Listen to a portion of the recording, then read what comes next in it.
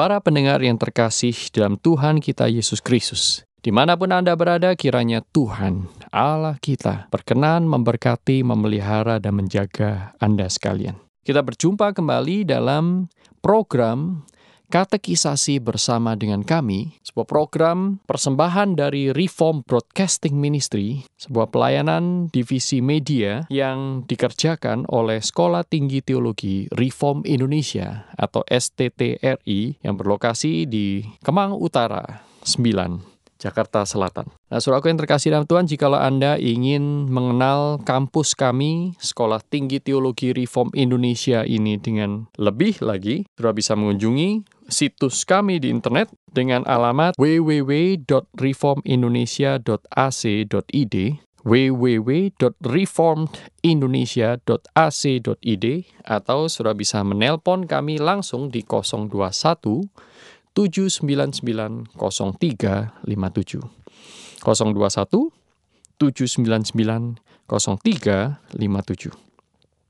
Saudaraku yang terkasih dalam Tuhan, kita saat ini tiba pada pertanyaan dan jawaban yang ke-104 dari Katekismus Heidelberg, yaitu yang membahas tentang perintah yang kelima dalam 10 perintah Allah. 10 perintah Allah, perintah yang kelima berbunyi demikian: hormatilah ayahmu dan ibumu, supaya lanjut umurmu di tanah yang diberikan Tuhan Allahmu kepadamu. Hormatilah ayahmu dan ibumu, supaya lanjut umurmu di tanah yang diberikan Tuhan Allahmu kepadamu. Maka pertanyaan dari Katekismus Heidelberg nomor 104 berbunyi demikian: apa yang Allah kehendaki dalam perintah yang kelima ini? Maka jawab dari Katekismus demikian: agar aku menghormati, mengasihi, dan setia kepada ayah ibuku dan kepada semua orang yang diberi kuasa atasku, dan tunduk pada pengajaran dan hukuman mereka dengan ketaatan yang patut, dan juga agar aku bersikap sabar terhadap kelemahan dan cacat mereka, karena Allah berkenan memerintah kita melalui tangan mereka. Saudaraku yang terkasih dalam Tuhan, ada beberapa hal yang penting dalam perintah yang kelima ini. Yaitu ketika Allah memerintahkan kita untuk menghormati ayah dan ibu kita, pertama-tama itu bukan semata-mata karena secara biologis mereka sudah berjasa kepada kita, atau secara jasmani atau fisik berjasa kepada kita. Kalau tentang hal itu, ya tentu benar, saudaraku, bukan hal yang salah. Namun orang yang tidak percaya Tuhan pun akan melakukan hal yang sama.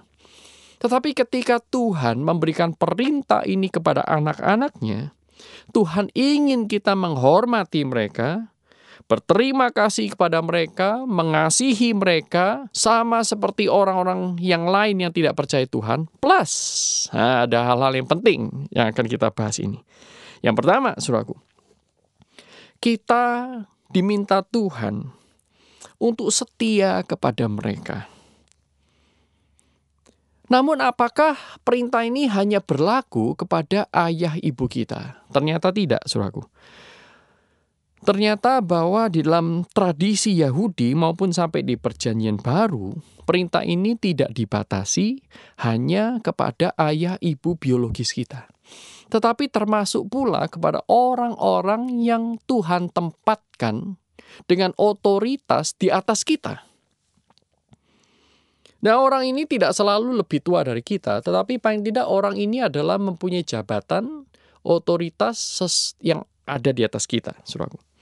Nah, sehingga ketika kita itu diminta untuk menghormati, mengasihi, dan setia, kita harus melihat mereka ini sebagai instrumen di tangan Allah. Dalam Perjanjian Baru, misalnya dalam Roma, Paulus berkata, taatilah, tunduklah kepada pemerintah-pemerintah, karena pemerintah itu dari Allah. Hormatilah mereka yang lebih tua darimu.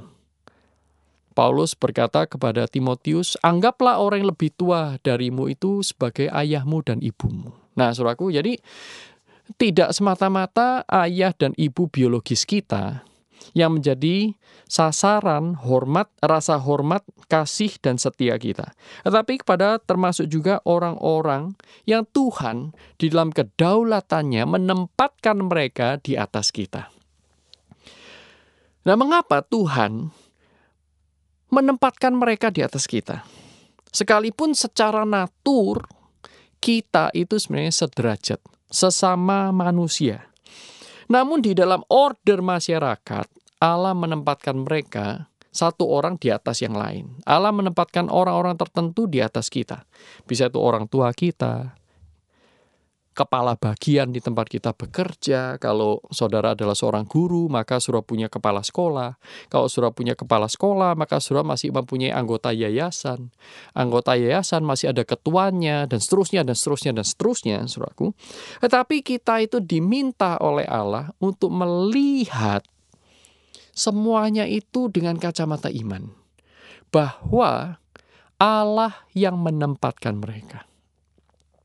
Berarti Allah punya maksud dan punya rencana.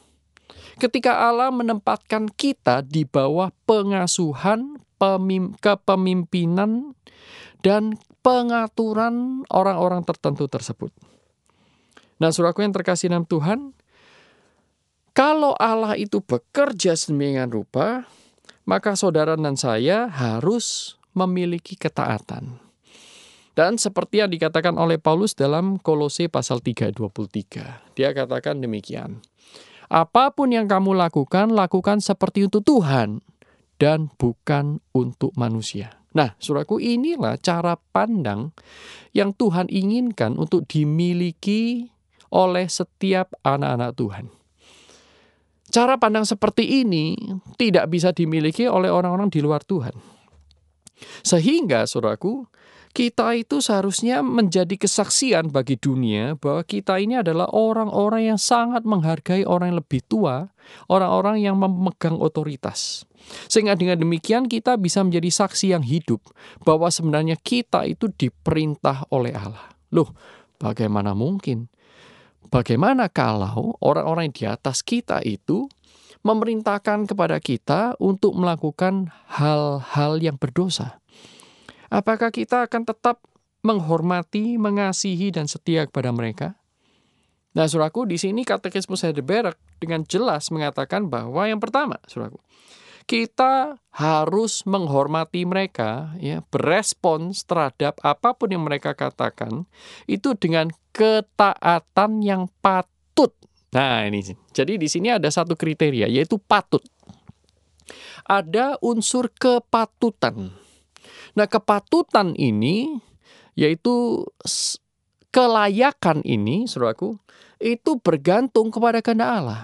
Sehingga jelas sekali, kalau misalnya orang-orang yang Tuhan tempatkan berada di dalam posisi di atas kita itu, memerintahkan atau memaksa kita melakukan hal-hal yang akan melukai hati Tuhan, maka kita harus menghormati mereka dengan cara yang patut.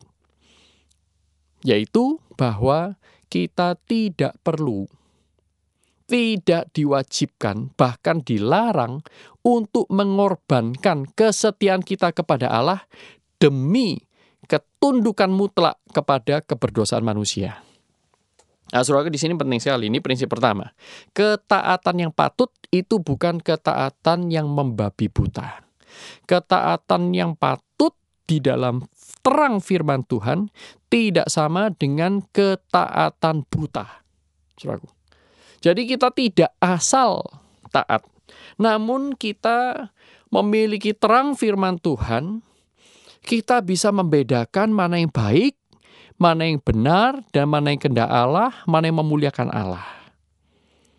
Nah, saudaraku yang terkasih dalam Tuhan, disinilah kita harus terus-menerus melatih diri kita untuk semakin peka akan prinsip-prinsip kebenaran firman Tuhan. Karena jikalau tidak dengan demikian, saudaraku, kita akan mudah sekali dieksploitasi oleh orang-orang yang memegang otoritas. Kita tidak anti otoritas. Alkitab tidak pernah mengajarkan orang Kristen anti otoritas. Yang kita harus miliki adalah anti dosa. Otoritas yang berdosa kita tidak harus taati. Bahkan kita tidak boleh taati. Tetapi otoritas yang benar, sekalipun itu dilakukan oleh orang yang berdosa, kita harus taat. Karena apa? Allah lah yang menggunakan manusia yang tidak ada yang sempurna itu untuk menolong kita hidup di jalan yang benar. Sehingga saya percaya sekali, saudaraku, bahwa Tuhan bisa memakai orang-orang yang berdosa untuk menyatakan kebenaran, keadilan, dan bijaksana Allah kepada kita, anak-anaknya. Jadi, saudaraku, itu adalah satu prinsip yang kedua, ya, yang dikatakan dalam katekisme seperti ini. Dan juga agar aku bersikap sabar terhadap kelemahan dan cacat mereka. Karena Allah berkenan memerintah kita melalui tangan mereka. Nah, saudaraku, ketika Allah memerintahkan hormatilah ayahmu dan ibumu, Allah tentu tahu bahwa ayah dan ibu manusia ini adalah juga bagian dari manusia yang berdosa. Tetapi Allah tetap meminta kita untuk menghormati mereka. Sehingga ketika kita menghormati mereka, kita tidak sedang menghormati keberdosaan mereka. Kita tidak sedang menghormati atau mematuhi, tunduk kepada kelemahan dan cacat mereka. Tetapi kita justru mematuhi Allah yang sedang bekerja melalui mereka. Nah, tentu sesuai dengan prinsip yang pertama, sejauh perintah permintaan dari orang-orang yang berotoritas itu tidak bertentangan dengan firman Allah dan kebenarannya, dan tidak melanggar kesucian Allah.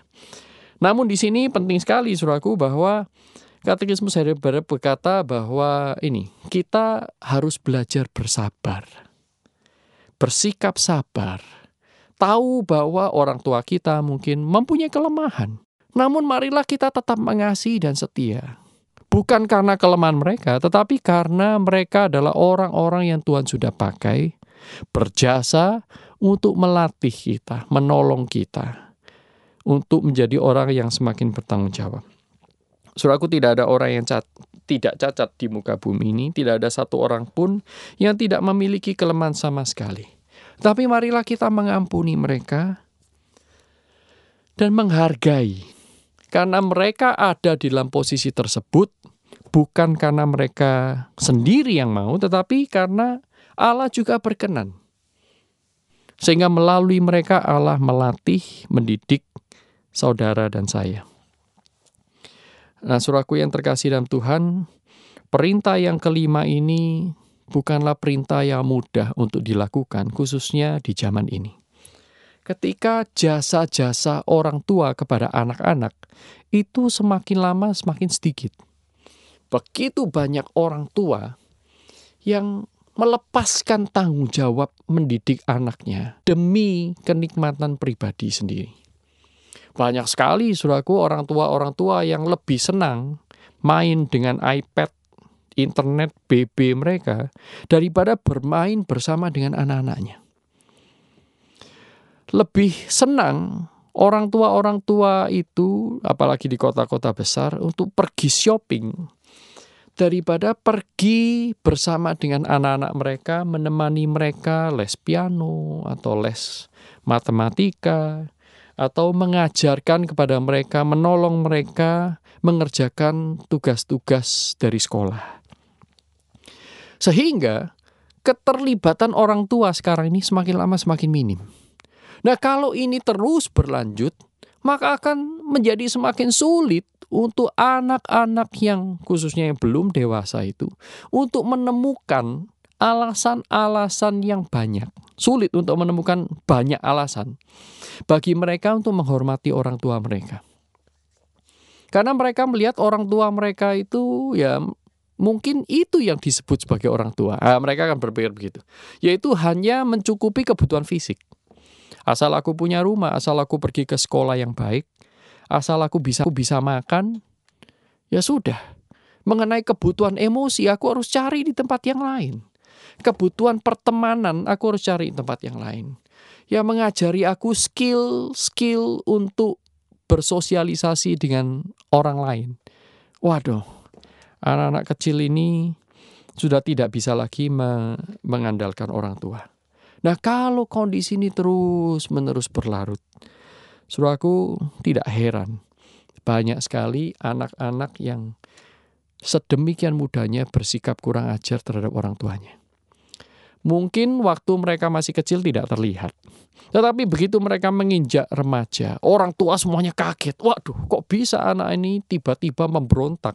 Bahkan di luar pengetahuan kami, dia sudah melakukan banyak hal yang kami tidak suka. Tidak heran. Dan kemudian nanti orang tua tinggal berkata, kamu harus menghormati orang tuamu. Alkitab mengatakan demikian, dan sudah terlambat. Karena orang tua juga sebenarnya mempunyai tanggung jawab sebagai orang tua mendidik anak-anak itu di dalam kebenaran. Nah, saudaraku yang terkasih dalam Tuhan, perintah untuk menghormati ayahmu dan ibumu tidak sepatutnya menjadi senjata bagi para orang tua untuk menindas anak-anak mereka. Tetapi perintah ini juga tidak sepatutnya digunakan oleh anak-anak untuk menghantam orang tua mereka. Yaitu dengan mengatakan bahwa engkau tidak layak dihormati karena engkau tidak sempurna. Nah, saudaraku, prinsip firman Tuhan jelas. Yaitu kita harus menghormati, mengasihi, setia kepada mereka di dalam perspektif Tuhan. Karena Tuhan yang menempatkan mereka, dan kita lakukan segala sesuatu untuk mereka, mengasihi, memelihara mereka waktu mereka tua nanti, seperti yang kita ingin lakukan kepada Tuhan. Dan prinsip yang kedua adalah kita menerima kelemahan cacat mereka. Tidak seorang pun yang sempurna, tapi kita menghargai karena mereka mempunyai usaha paling tidak. Mereka mendoakan anak-anak, mendorong anak-anak mendekat kepada Tuhan. Saudaraku, marilah kita semakin menghormati dan menghargai orang tua kita masing-masing. Jikalau Anda tidak lagi mempunyai orang tua Anda sudah dipanggil oleh Tuhan beberapa tahun yang lalu atau baru saja, saudaraku, hargailah orang-orang yang Tuhan tempatkan di atasmu. Pemimpin baik di gereja, dalam keluarga, sudah mempunyai tetua-tetua yang lain, kerabat-kerabat yang lebih tua, hargai mereka. Nah, biarlah Tuhan menjadikan ketaatan kita kepada perintah Tuhan ini saksi yang hidup bahwa Allah bekerja dalam diri kita, sehingga kalau ada di antara mereka yang belum percaya kepada Tuhan, belum bertobat, mereka melihat kesaksian hidup kita. Mereka lihat bagaimana kita bisa menerima kelemahan orang lain, mengampuni orang lain, dan tetap mengasihi. Di sana nama Tuhan dipermuliakan. Kiranya Tuhan memberkati Anda semua dan keluarga Anda, dan Allah senantiasa menyirami Anda dengan kasih-Nya yang tak berkesudahan. Bersama dengan kami, Reform Broadcasting Ministry atau RBM yang dipersembahkan oleh Sekolah Tinggi Teologi Reform Indonesia.